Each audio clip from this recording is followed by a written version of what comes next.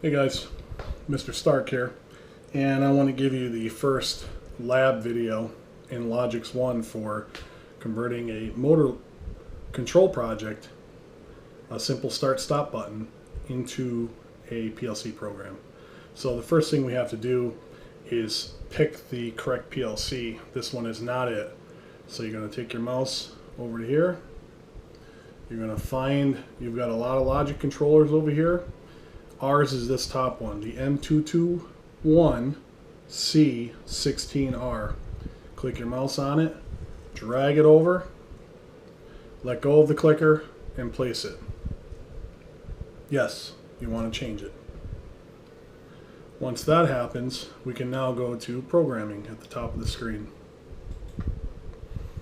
The next step is to understand that the PLC, it only sees open and closed contacts or ons and offs, opens and closes type of things, ones and zeros. It's not going to see switches that we're used to seeing in motor controls or the symbols related to them. So a start button is a normally open button. So up here, you've got contacts. We're going to pick a normally open contact. You're going to click on it, bring it down to rung 0, which is always the rung that starts as 0. Click again, and you have now dropped your contact.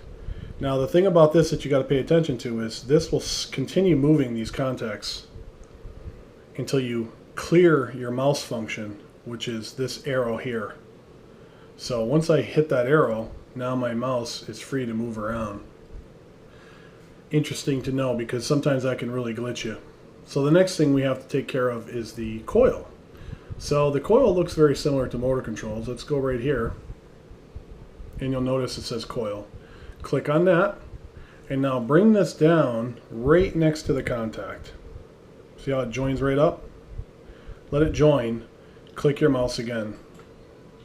You'll notice it shoots it all the way off to the opposite side, and once again I have the contact stuck as it rolls around your mouse. So clear your function. Coil will end up all the way at the far side of the rung. That's exactly what we want.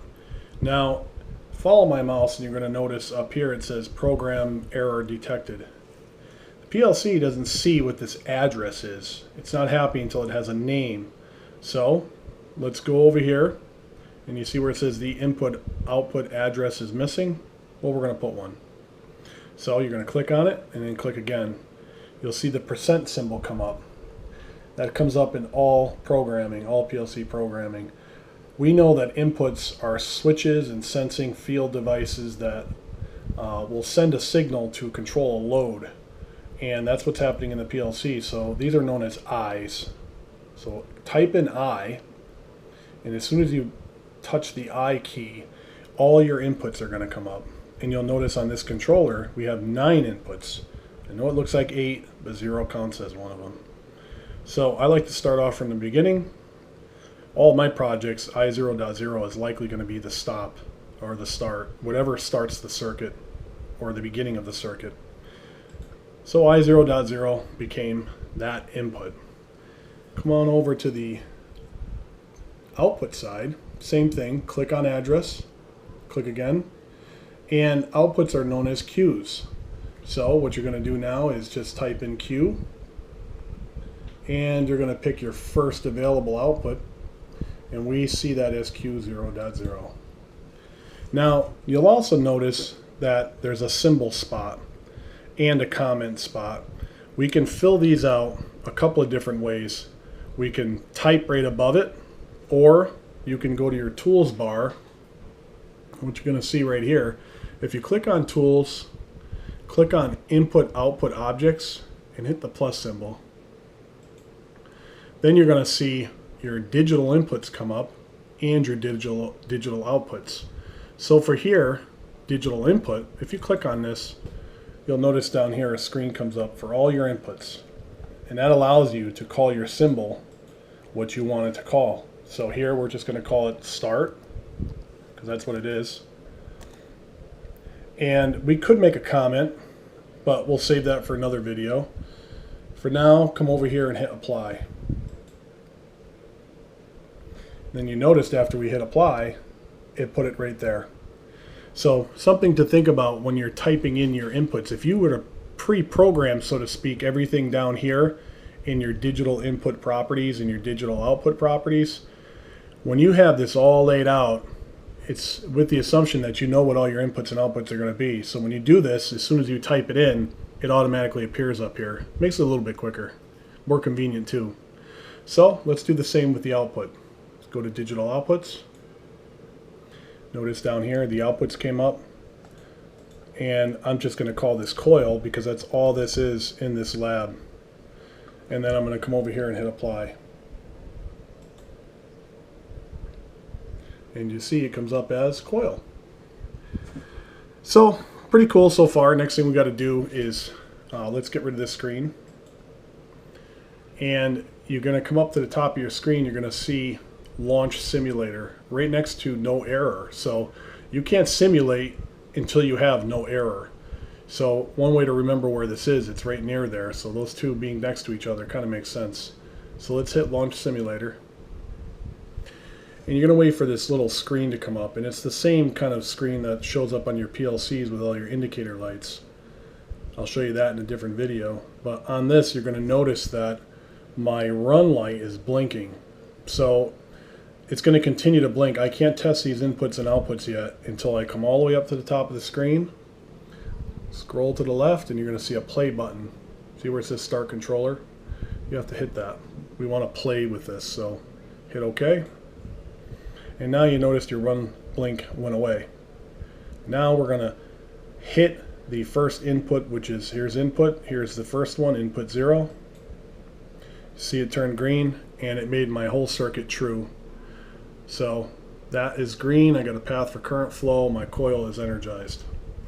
So we know the circuit works, we just simulated it. So we could do one of two things. We could unclick it, see it go away. And once we're done, we're happy simulating, we're going to come up to the top of the screen again, hit Stop Simulator.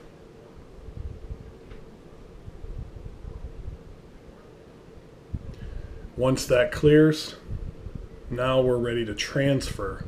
So transferring is really the same as saying commissioning.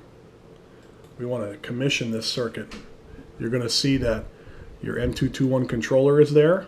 Click on it. It should be black. You're going to come over here to log in.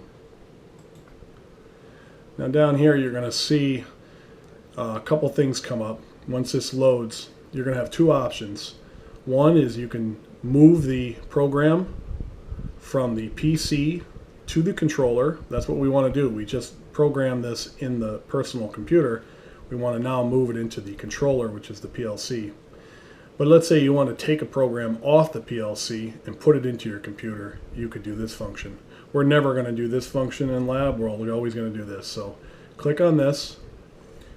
Go ahead and hit OK.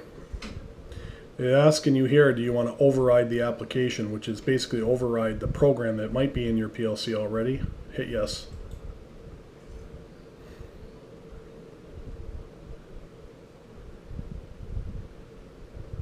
Now you're going to notice something. First of all, it's transferred. Second of all, I want to start the controller. So if I have my field devices wired, if I actually have this wired into a trainer, I can hit Start Controller, hit OK. I can go back to my program, and now I'm going to hit my trainer that you can't see in this camera right now. I'll show you after, but I'm going to hit Start, and you're going to see that the contact closed. I'm holding the start button right now. The coil became energized. So you can clearly see that that works. I'm going to release the start button, and then it went back. Now, at this stage of the game, your circuit likely works. You can unplug your USB cord, and this icon will come up. Controller disconnected. That's okay. That means you transferred your program and you're moving your laptop. Right now the circuit will work, and if I hit the start button right now, it's not plugged in, but we know the circuit continues to work based upon the fact that I had transferred my circuit. So that's pretty much it for the first lab. I'll send out another video about how it should look in your wiring trainer. So hopefully you enjoyed that, and we'll see you at the next video.